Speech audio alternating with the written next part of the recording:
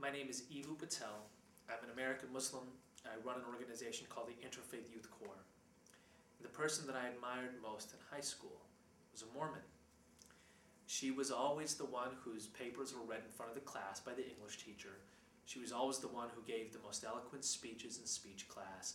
She was always the one who did the best in debate team, but she did it with such an understated quality.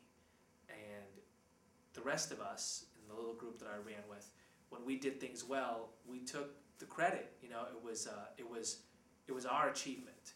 And I asked this girl once, how come you're not as openly, I guess, arrogant as the rest of us? And she said, because the gifts I have are from God, and I just do the best I can with those gifts.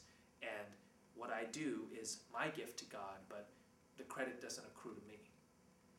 And I just thought about how beautiful that idea was, that we do the best we can with the gifts that we get from our Creator, and the credit ought to accrue to our Creator, but it's our responsibility to steward those gifts as well as possible.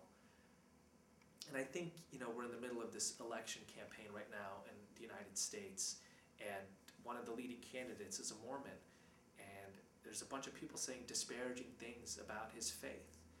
And I just don't agree with Mormon theology.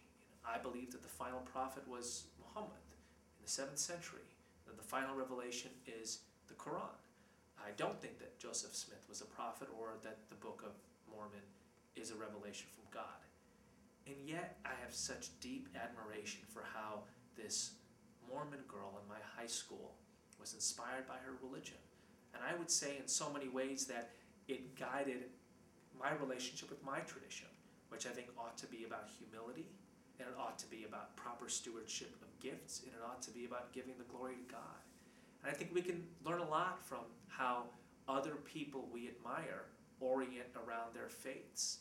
And whenever I see people making disparaging comments about Mormons, I think to myself, gosh, I wish you had the gift of the friendship with this girl that I had when I was young.